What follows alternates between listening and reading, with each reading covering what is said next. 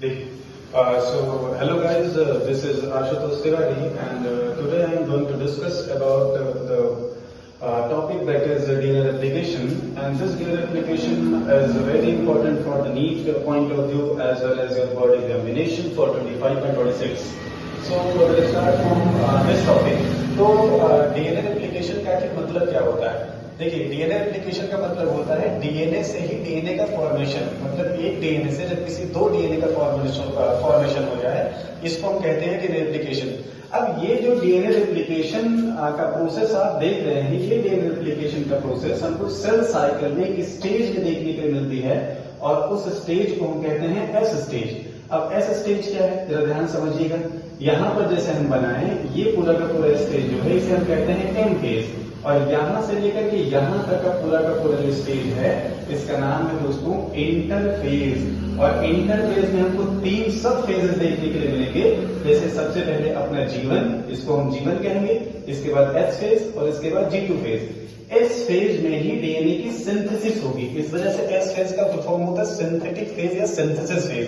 और S phase में ही हमको डीएनए का रेप्लिकेशन देखने के लिए मिलेगा। अब डीएनए रेप्लिकेशन में आप समझ चुके हैं कि भाई एक ही डीएनए से जब दो डीएनए का फॉर्मेशन हो जाए इसको हम कहेंगे डीएनए रेप्लिकेशन। अब डीएनए रेप्लिकेशन समझने से पहले हमको एक एक्सपेरिमेंट के बारे में जानना पड़ेगा, और उस एक्सपेरिमेंट को हम कहते हैं मेसेल्सन एंड स्टार एक्सपेरिमेंट। ये एक्सपेरिमेंट आगे कहता क्या है? देखिए, इस एक्सपेरिमेंट में मेसेल्सन और स्टार ने ये कहा था कि जो हमारा डीएनए है, जो ये हमारा डीएनए है, इस डीएनए का एक नेचर होता है, और डीएनए का नेचर होता है सेमी कंजर्वेटिव टाइप का। अब सेमी कंजर्वेटिव का मतलब क्या होता है? सेमी का मतलब होता है 50%, आधा।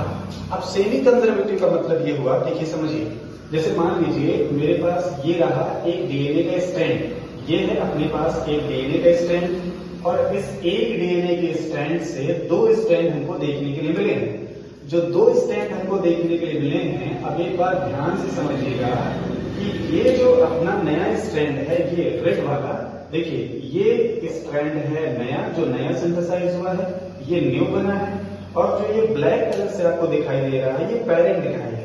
ये पेरेंट का ही डीएनए हमको दिखाई दे रहा है। तो कहने का मतलब जब डीएनए से नया डीएनए का फॉर्मेशन होगा तो उसमें 50% डीएनए तो नया बनेगा और 50% डीएनए ऐसा होगा जो अपने पेरेंट के डीएनए से कॉपी करेगा।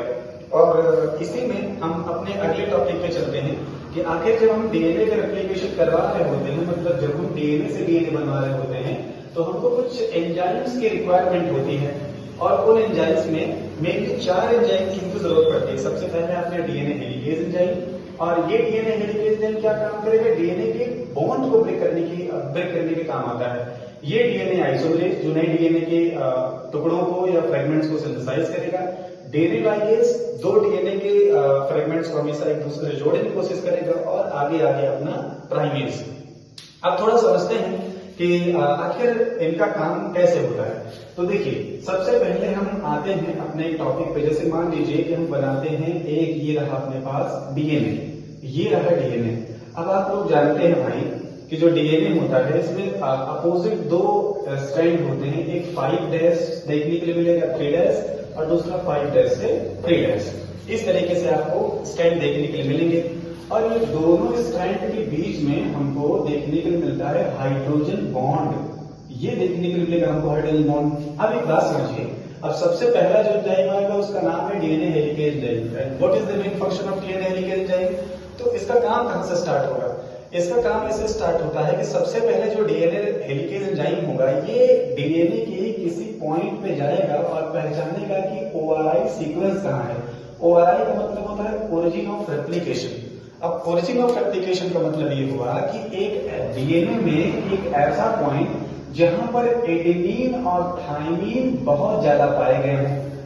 अब ये एडेनिन और थाइमिन जहां ज्यादा पाए जाते हैं, वहां पर ये अपना हेलिकेज एंजाइम आएगा और अपना काम करेगा, मतलब यही थोड़ा सा से कट लगाएगा। इसको ओआरआई सीक्वेंस कहा जाता है। और जब ये अपना डीएनए हेलिकेज एंजाइम ओआरआई पर आकर के अपना काम करेगा और यहां से अंदर आने के बाद ये कट लगाएगा, इस तरीके से कट लगाएगा। कट लगाने के बाद आगे इसका काम ये होगा कि ये दो स्ट्रैंड के बीच में जो हाइड्रोजन बॉन्ड है, इस हाइड्रोजन बॉन्ड को ब्रेक करने का जो काम है वो अपने डीएनए हेलिकेज एंजाइम का ही होता है। अब जब भी इस तरीके से ये डीएनए हेलिकेज एंजाइम डीएनए में आकर के ऐसे कट लगा देगा तो हमको एक वाई शेप का स्ट्रक्चर दिखाई देगा, कुछ इस तरीके से ऐसे एक स्ट्रक्चर दिखाई देगा। अब जरा इसका स्ट्रक्चर हम बना लेते हैं। देखिए कुछ इस तरीके से ऐसे स्ट्रक्चर हमको देखने के लिए मिलेगा। अब ये जो स्ट्रक्चर हमको देखने के लिए मिला, ये हो गया 3' बाई 5', ये 3' हो गया, 5' हो गया। अब एक बात समझिए, ये जो वाई शेप का स्ट्रक्चर हमको देखने के लिए मिला है, इसको हम क्या कहेंगे आगे समझते हैं। सबसे पहले एक बात समझना, ये है डीएनए के दोनों स्ट्रैंड और ये डीएनए के दोनों स्ट्रैंड आपस में हाइड्रोजन बॉन्ड की हेल्प से जुड़े हुए हैं। अब इसको हम कहते हैं दोस्तों रेप्लिकेशन फॉर्क, इसका नाम है रेप्लिकेशन फॉर्क। अभी मैंने बताया था कि जब अपना ये डीएनए हेलिकेज एंजाइम यहाँ पर एक्ट करेगा, स्ट्रैंड्स में कट लगाएगा और हाइड्रोजन बॉन्ड को ब्रेक करेगा। अब ध्यान दीजिएगा, ये जो अपना डीएनए हेलिकेज एंजाइम है ये हाइड्रोजन बॉन्ड को एक साथ नहीं ब्रेक नहीं कर सकता, क्योंकि ऐसा करने के लिए हमको बहुत ज्यादा एनर्जी की जरूरत पड़ती है और इतनी एनर्जी हमको चाहिए नहीं, या हाई नहीं हमारे पास, तो कहां से करेंगे। तो धीरे धीरे बॉन्ड्स को हम ब्रेक करते जाएंगे और नए स्ट्रैंड का फॉर्मेशन करते जाएंगे। अब कट करने की वजह से यहाँ पर जो वाई शेप का स्ट्रक्चर बना है, इसका नाम है रेप्लिकेशन फॉर्क। अब रेप्लिकेशन फॉर्क में आप देखेंगे कि दो स्ट्रैंड है, 3' to 5' और दूसरा है 5' to 3'। अब यहीं से स्टार्ट होती है जर्नी डीएनए रेप्लिकेशन की।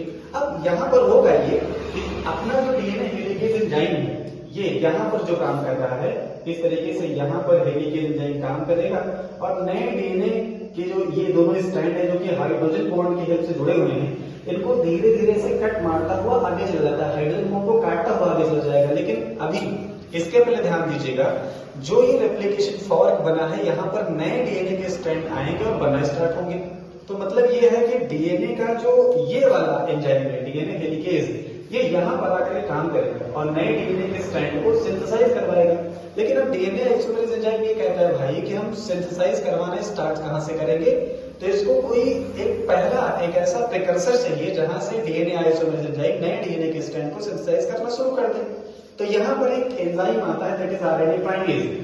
अब ये आरएनए प्राइमेज एंजाइम जो है, ये आरएनए प्राइमर का फॉर्मेशन करता है। आरएनए प्राइमर क्या है? आरएनए प्राइमर का मतलब होता है आरएनए का छोटा सा फ्रेगमेंट, ये होता है आरएनए प्राइमर।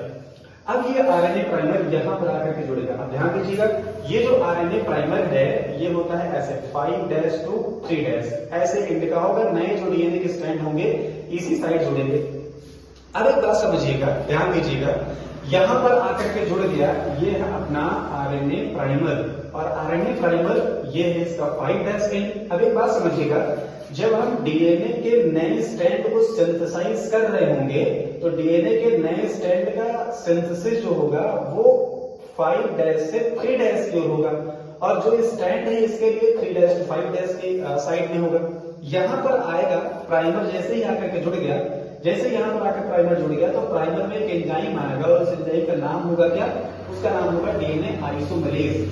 तो यहाँ पर जो एंजाइम है उसका नाम है दोस्तों डीएनए आइसोमेरेज एंजाइम। और ये डीएनए आइसोमेरेज एंजाइम क्या काम करेगा?